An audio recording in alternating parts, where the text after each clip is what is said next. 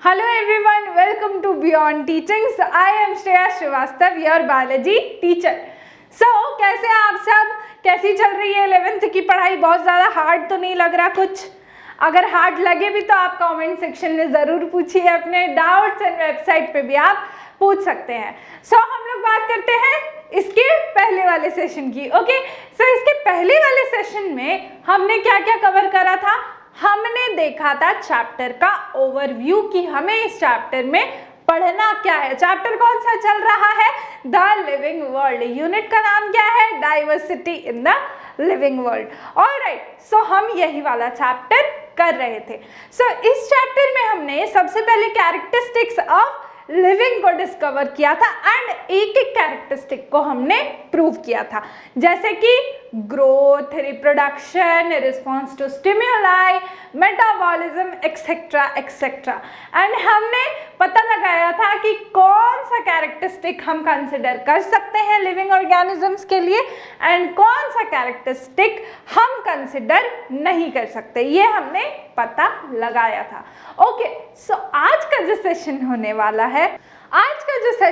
वाला है, ये इंटरेस्टिंग होने वाला है क्योंकि हम diversity in the living world या फिर डाइवर्सिटी इन ऑर्गेनिजम्स के बारे में पढ़ने वाले हैं. डाइवर्सिटी इन ऑर्गेनिजम्स से इस जो ये पूरा सेंटेंस है, इससे हमें क्या समझ आता है? डाइवर्सिटी इन ऑर्गेनिजम्स यानी कि वैरायटी इन ऑर्गेनिजम्स.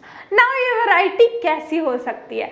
हम लोग जो अपने आसपास देखते हैं, बहुत सारे वैरायटीज के ऑर्गेनिजम्स देखते हैं, dog, cows, cats et cetera et cetera. And कुछ ऐसे ऑर्गेनिजम्स भी रहते हैं जो हमारे नेकेड आई से विजिबल नहीं होते, यानी कि क्या होते हैं? माइक्रो ऑर्गेनिजम्स होते हैं. ऑलराइट, तो ये क्या हुई? वैरायटी हुई. Variety in what? In organisms. कितने सारे टाइप्स के ऑर्गेनिजम्स हमारे आसपास जो है प्रेजेंट है. ऑलराइट, नाउ अब हम जैसे जैसे अपना रीजन, अपना ऑब्जर्वेशन का रीजन बढ़ाते जाते हैं, वैसे ही हमें नई नई वैरायटीज मिलती जाती हैं. ऑलराइट, जैसे कि मैं एक पर्टिकुलर स्टेट की बात करूं, अगर एक पर्टिकुलर स्टेट में मान लेते हैं कि चीता प्रेजेंट है, चीता की जो पॉपुलेशन है वो बहुत ज़्यादा है, तो जैसे जैसे मैं अपने ऑब्जर्वेशन का एरिया बढ़ाती जाऊंगी, फॉर एग्जाम्पल मैंने अपने ऑब्जर्वेशन का एरिया बढ़ा दिया राजस्थान तक. ऑलराइट, तो राजस्थान में मुझे फिर क्या मिल जाएंगे? कैमल्स मिल जाएंगे, कैक्टस मिल जाएगा, डेजर्टिक प्लांट्स मिल जाएंगे, डेजर्टिक एनिमल्स मिल जाएंगी, ये सारी चीज़ें मिल जाएंगी. यानी कि वैरायटी क्या होती है? और ज़्यादा बढ़ती जाती है ऑर्गेनिजम्स की. जैसे ही हम अपना क्या बढ़ाते हैं, रीजन को जो है एक्सपैंड करते हैं, वैसे ही ऑर्गेनिजम्स की वैरायटी भी बढ़ती जाती है. और इस जो वैरायटी है, ये जो वैरायटी हमें अब ये जो वैरायटी है ऑर्गेनिजम्स की जो हमें देखने को मिल रही है, इसे हम क्या कहते हैं? बायोडाइवर्सिटी कहते हैं. आइए देखते हैं सबसे पहले definition. Okay, biodiversity refers to the variety in the number and types of organisms found on the earth. Now अब ये जो बायोडाइवर्सिटी है, ये नंबर की भी वैरायटी है एंड टाइप्स ऑफ ऑर्गेनिजम्स की भी वैरायटी है कि कितने टाइप्स एंड कितना उनका नंबर है. और इसे हम क्या कहते हैं? बायोडाइवर्सिटी कहते हैं. अब ये जो बायोडाइवर्सिटी है ये चेंज होती जाती है. कैसे? जैसे कि हम अपना रीजन को एक्सपैंड करते जाते हैं, वैसे ही ये बायोडाइवर्सिटी चेंज होती जाती है हर एक अलग अलग प्लेसेस के लिए.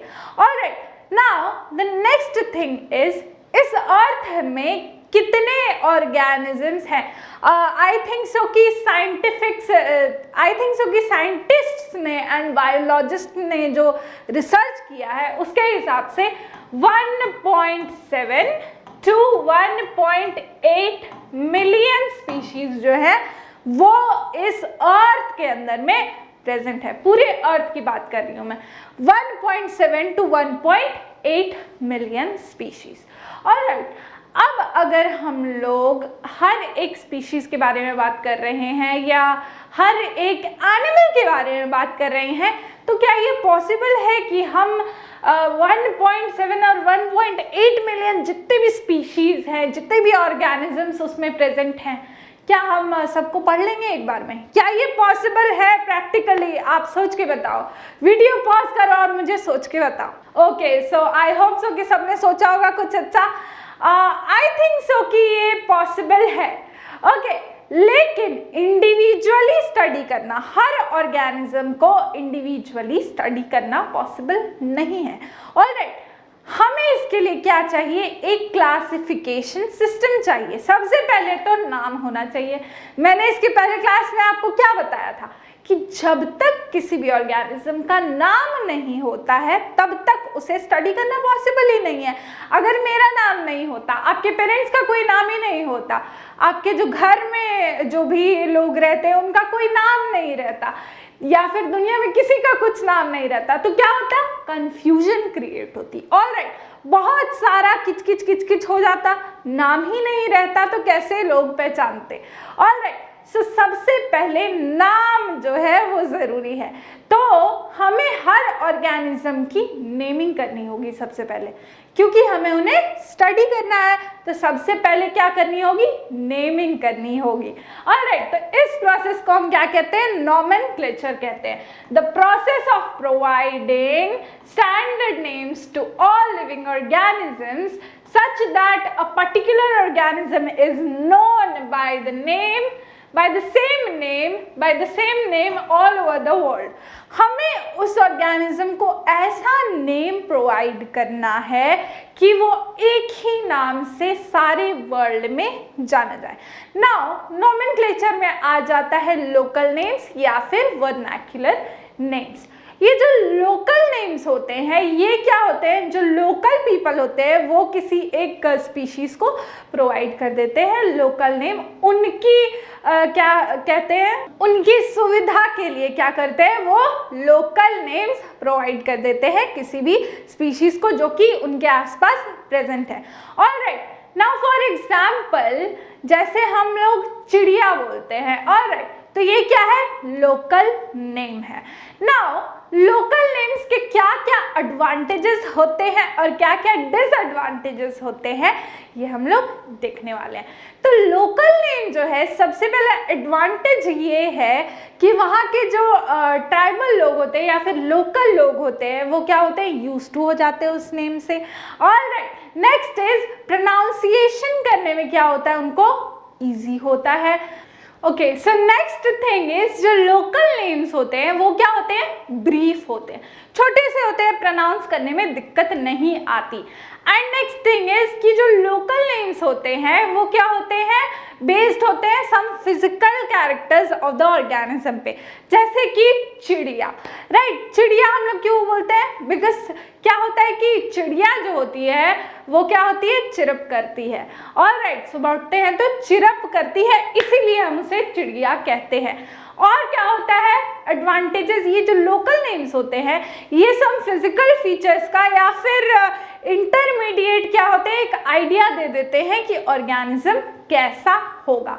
ऑलराइट, तो ये सारे हुए एडवांटेजेस। अब आते हैं डिसएडवांटेजेस पे। ओके, हम लोग इसे एज साइंटिफिक वे में क्यों नहीं यूज कर सकते, इस पे आते हैं। तो सबसे पहली बात तो जैसे कि हम लोग रीजन्स चेंज करते जाते हैं वैसे वैसे नाम चेंज होता जाता है, लोकल नेम जो है वो चेंज होता जाता है। जैसे एक लोकेलिटी में किसी ऑर्गेनिज्म का नाम कुछ और है एंड दूसरी लोकेलिटी में वो जाकर के कुछ और हो जाता है, तो ये एक प्रॉब्लम आती है। नेक्स्ट थिंग इज एक लैंग्वेज में जो लोकल नेम है वो कुछ और है एंड किसी अदर लैंग्वेज में वो लोकल नेम कुछ और है।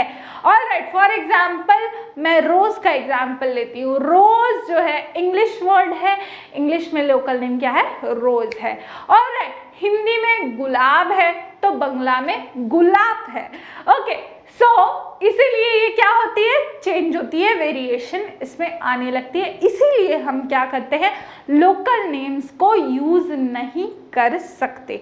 ऑलराइट, और क्या क्या इसके डिसएडवांटेजेस हो सकते हैं? ये भी हो सकता है कि कोई एक कॉमन नेम का मतलब अलग अलग जगहों पे अलग अलग हो, या फिर ऐसा हो सकता है कि क्या बोलते हैं हम लोग, जैसे चिड़िया का एग्जाम्पल लेते हैं, तो चिड़िया हम लोग किसी भी चिड़िया के लिए यूज कर सकते हैं, ऑलराइट, चाहे वो दूसरी स्पीशीज की हो, कुछ और तरह की हो, पर हम उसे भी क्या कहते हैं, चिड़िया कहते हैं। तो एक क्या होती है, एक कॉमन ग्रुप ऑफ बर्ड्स के लिए हम लोग चिड़िया यूज कर देते हैं, ऑलराइट, हर तरह के बर्ड्स उसमें आ जाते हैं, इसीलिए हम इन्हें क्या कर सकते हैं, साइंटिफिक नेमिंग के लिए यूज नहीं कर सकते, ऑलराइट। एंड बहुत कम ही ऐसा होता है कि किसी किसी ऑर्गेनिजम्स का साइंटिफिक नेम जो है वो लोकल नेम से मैच कर जाता है, ऑलराइट। तो यही सारे डिसएडवांटेजेस हैं लोकल नेम्स के कि हम उन्हें साइंटिफिक नेम्स के तौर पे यूज नहीं कर सकते, alright. So we will see that how we will classify organisms or how we will name them. कैसे नेम करेंगे, लोकल नेम तो यूज नहीं कर सकते, तो हम लोग अब प्रोसेस जो है नेमिंग का देखने वाले हैं। सबसे पहले हम लोग आइडेंटिफिकेशन की डेफिनेशन देख लेते हैं। Naming is only possible when the organism is described correctly and we note what the organism the name is attached to. This is called identification. Now, अब हम लोग जब नेमिंग करेंगे तो वो पॉसिबल कब है? अगर मैं आपको कहूँ मैंगो, तो क्या होता है, मैंगो का एक आपके दिमाग में पिक्चर बन जाता है कि मैंगो ऐसा ऐसा ऐसा ऐसा होता है, ओके। सो ये मैंगो का पिक्चर कैसे बना, किसी ने तो बताया होगा, किसी ने तो देखा होगा कि मैंगो ऐसा होता है। सबसे पहले जिसने देखा होगा उसने क्या करा होगा, डिस्क्राइब करा होगा मैंगो को कि ऐसा ऐसा दिखता है। तो आइडेंटिफिकेशन उसी को बोलते हैं, किसी भी चीज को डिस्क्राइब करना, आइडेंटिफाई करके डिस्क्राइब करना। तो नेमिंग तभी पॉसिबल है जबकि एक आइडेंटिफिकेशन हो जाए, ऑलराइट। सबसे पहले हमने मैंगो बोला तो क्या हुआ, आपके दिमाग में एक मैंगो का इमेज हो गया, पीला पीला होता है, मीठा मीठा लगता है, ऑलराइट, क्योंकि आपने उसे देखा हुआ है। मान लेते हैं कि मैंने कुछ ऐसा फ्रूट बोल दिया जो आपने नहीं देखा है कभी या नहीं खाया है कभी, तो आप क्या करोगे, गूगल पे सर्च मारोगे क्या होता है ये फ्रूट, ऑलराइट। सो गूगल क्या करेगा, आपको उसकी क्या करेगा, प्रॉपर्टीज बताएगा, कैरेक्टरिस्टिक्स बताएगा, उसका इमेज दिखाएगा कि ये कैसा होता है। तो ये सारी चीजें कैसे पॉसिबल है, आइडेंटिफिकेशन से पॉसिबल है। किसी ने तो पहले आइडेंटिफाई करके इसका नाम दिया होगा, तभी तो आज हम लोग जानते हैं इस चीज को, ऑलराइट। सो इसी प्रोसेस को हम आइडेंटिफिकेशन कहते हैं। Moving on to the next slide. Now अब जो हम लोग नॉमेनक्लेचर की बात कर रहे हैं, जो नेमिंग की बात कर रहे हैं, ऑर्गेनिजम्स को हमें क्या करना पड़ेगा, नेम देना पड़ेगा। तो उसके क्या होते हैं, कुछ रूल्स होने चाहिए, क्योंकि साइंटिफिक नेम क्या होगा, सबको पता होगा, सबको ही जानेंगे साइंटिफिक नेम को, ऑलराइट। तो इसके लिए जो रूल्स है वो कौन देता है, first is international institute of botanical nomenclature. ये क्या करते हैं, ये रूल्स देते हैं प्लांट्स के नॉमेनक्लेचर के लिए, क्योंकि प्लांट्स भी ऑर्गेनिजम्स हैं, ऑलराइट, प्लांट भी एक किंगडम है, स्पीशीज होता है उसमें भी, ऑलराइट। तो ये सारे क्या करेंगे, प्लांट्स के लिए अपने गाइडलाइंस देंगे या फिर जो रूल्स है वो देंगे।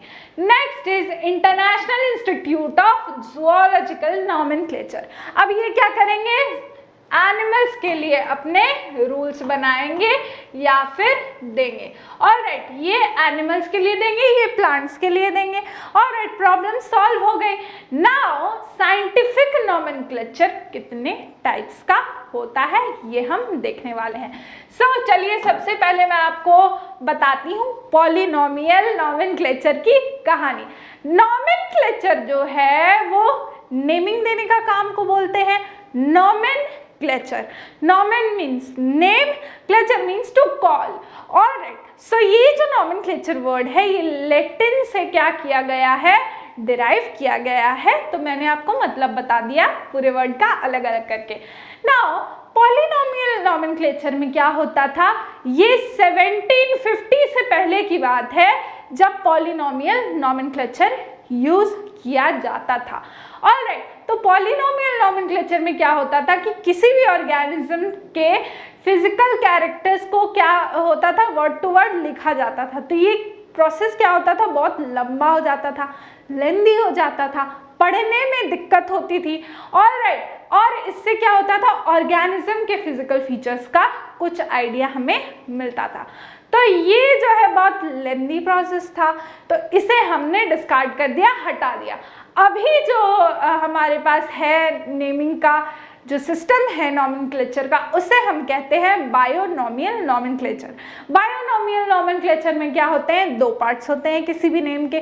फर्स्ट जो होता है वो जीनस का नाम होता है, यानी कि जेनेरा का नाम होता है। सेकंड जो होता है वो स्पीशीज का नाम होता है, या फिर स्पेसिफिक एपिथेट हम उसे कह सकते हैं। तो ये जो नेमिंग का सिस्टम है बायोनोमियल नॉमेनक्लेचर, ये क्या होता है कि इससे एक पर्टिकुलर ऑर्गेनिज्म की अपना एक पर्टिकुलर नेम बन जाता है। अगर पॉलिनोमियल की बात करें तो हो सकता है किसी किसी ऑर्गेनिज्म के फिजिकल फीचर्स सेम हो, तो उनका नाम क्या होगा, काफ़ी हद तक सेम हो जाएगा, कंफ्यूजन क्रिएट होगी। लेकिन अगर हम लोग बायोनोमियल नॉमेनक्लेचर की बात करें, क्या होगा कि ऑर्गेनिज्म का हर का स्पीशीज क्या होगा, अलग अलग होगा, जीनस अलग अलग होगा। स्पीशीज हो सकता है कि सेम हो जाए, पर जीनस जो होगा वो अलग ही होगा हर ऑर्गेनिज्म का। ऑलराइट, सो हम लोग अब बात करने वाले हैं किसके बारे में, ट्राइनोमियल नॉमेनक्लेचर के बारे में। कभी कभी क्या होता है कि जीनस स्पीशीज सेम हो गया, तो अब कैसे इसे हम लोग डिफरेंशिएट करेंगे। तो कभी कभी हम लोग फैमिली का भी नाम जो है वो इंक्लूड कर देते हैं नेम में। ऑलराइट, इसे हम कहते हैं ट्राइनोमियल नॉमेनक्लेचर। और तो अगली क्लास में हम लोग देखने वाले हैं कि नॉमेनक्लेचर के क्या क्या रूल्स होते हैं। इस क्लास में हमने क्या जाना कि कितने टाइप्स ऑफ नॉमेनक्लेचर होते हैं। अगली क्लास में हम लोग रूल्स डिस्कस करने वाले हैं, जो कि बहुत ही इंपॉर्टेंट है आपके एग्जाम पॉइंट ऑफ व्यू से। And next class is going to be very interesting, don't miss the next session. Until then, bye bye, take care.